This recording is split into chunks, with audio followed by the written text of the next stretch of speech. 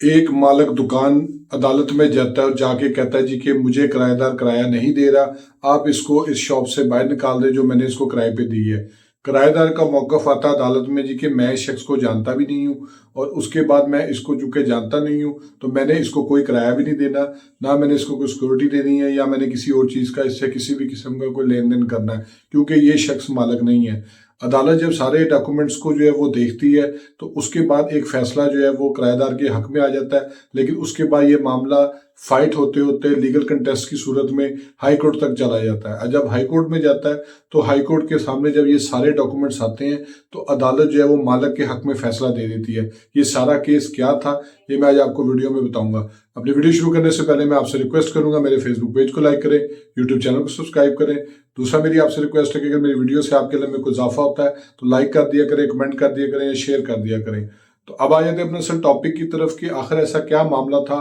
کہ جب کرایہ دار نے عدالت میں کہا کہ جی میں اس شخص کو جانتا ہی نہیں ہوں، نہ میرا اس کے ساتھ کوئی کرایہ نامہ ہے اور نہ میں نے اس کو کرایہ دینا ہے اور نہ ہی یہ شخص جو ہے وہ میرے سے کرایہ لینے کا قانونی اختیار رکھتا ہے، تو ایک عدالت نے تو اس کے حق میں فیصلہ دے دیا، لیکن اس کے ساتھ ہی جو ہائی کورٹ تھی اس نے اس شخص کے خلاف فیصلہ دیا اور مالک کے حق میں فیصلہ دے دیا۔ تو ہوا کچھ اس طرح سے تھا کہ جو مالک تھا اس نے ایک شخص کو جو ہے وہ دکان نمبر 21 جو ہے وہ کرائے پہ دی، اور کرائے پہ دینے کے بعد اس نے اس کو جو ہے وہ اس سے کرایہ وصول کرنا شروع کر دیا۔ جب اس سے کرایہ وصول کر رہا تھا، مالک کو کسی وجہ سے پیسوں کی ضرورت پڑی، اس نے وہ دکان جو ہے وہ آگے کسی اور کو سیل کر دی، اور جب اس نے وہ دکان سیل کر دی، نیا مالک آ گیا، اس نے آ کے کرایہ دار کو کہنا شروع کر دیا جی کہ آپ مجھے کرایہ دیں کیونکہ اب میں نے یہ دکان خرید لی ہے، تو قانونی طور پہ اب آپ اس بات کے پابند ہیں کہ آپ مجھے جو ہے نا وہ کرایہ دیں۔ تو کرایہ دار نے آگے سے جواب دیا جی کہ میرا آپ سے کوئی تعلق واسطہ نہیں ہے، نہ میرا آپ کے ساتھ کرایہ نامہ ہے، نہ میں نے آپ کو کرایہ دینا ہے، اور نہ آپ میرے سے یہ جگہ خالی کروا سکتے، کیونکہ جس سے میں نے یہ پراپرٹی جو ہے وہ کرایہ پہ لی تھی، میرا اس کے ساتھ بیسیکلی سیل ایگریمنٹ تھا،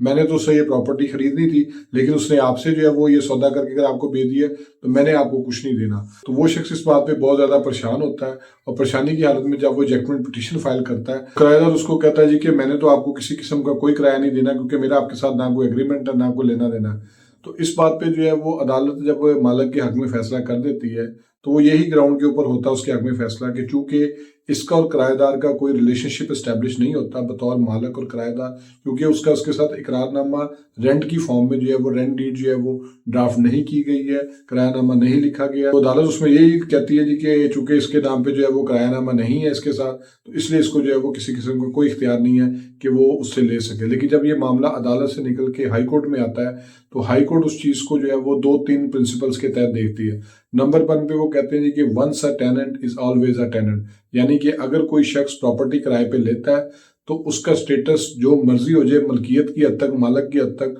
وہ تبدیل نہیں ہوگا، کیونکہ وہ شخص کرایہ دار ہے اور کرایہ دار ہی رہے گا جب تک کہ وہ خود پراپرٹی پرچیز کر کے مالک نہیں بن جاتا۔ پھر اس میں جو ہے وہ کرایہ دار کی طرف سے ایک آبجیکشن لی جاتی ہے کہ جی اس نے مجھے جو ہے وہ کسی قسم کا کوئی نوٹس نہیں دیا تھا، ایجیکٹمنٹ کا نوٹس نہیں تھا، تو میں اس کو جو ہے وہ کسی حوالے سے جو ہے وہ پابند نہیں ہوں کیونکہ میرا اس کے ساتھ کوئی ریلیشن شپ نہیں ہے۔ تو اس میں عدالت نے کہا جی کہ آپ کو بے شک نوٹس نہیں دیا گیا تھا، وہ ایک علیحدہ بات ہے، بیچنے سے یا خریدنے سے متعلق جو رائٹ ہے وہ مالک کا ہے، وہ جس کو چاہے مرضی بیچے، جس سے چاہے مرضی لے۔ اس میں جو آپ کے معاملات ہیں وہ اس طریقے سے چلنے تھے کہ جب ایجیکٹمنٹ پٹیشن بے دخلی کی درخواست جو ہے وہ عدالت میں دائر ہو گئی تھی تو اس کے بعد آپ قانونی طور پہ کمیونیکیٹ کر دیے گئے تھے کہ آپ جو ہے وہ اس پراپرٹی کے جو ہے وہ اب نئے مالک کے ساتھ جو ہے وہ ایجیکٹمنٹ پٹیشن کی فارم میں کنٹیسٹڈ پارٹی ہیں، اور چونکہ اس نے آپ کے خلاف ایجیکٹمنٹ پٹیشن فائل کر دی ہے تو یہ ایک سفیشینٹ نوٹس تھا، کیونکہ جو شخص ایجیکٹمنٹ پٹیشن فائل کر رہا ہے وہ بطور مالک فائل کر رہا ہے اور اس میں آپ کا ڈیفالٹ جو ہے آن دا فیس آف اٹ جو ہے وہ ویزیبل ہے۔ تو اگر آپ اس کو جو ہے وہ اس طریقے سے کہ نہیں مجھے بتایا نہیں تھا، میں اس کو جانتا نہیں ہوں، تو اس کی جو ہے وہ آپ کو اجازت نہیں دی جا سکتی، کیونکہ یہ جو پرنسپل ہے once a tenant is always a tenant,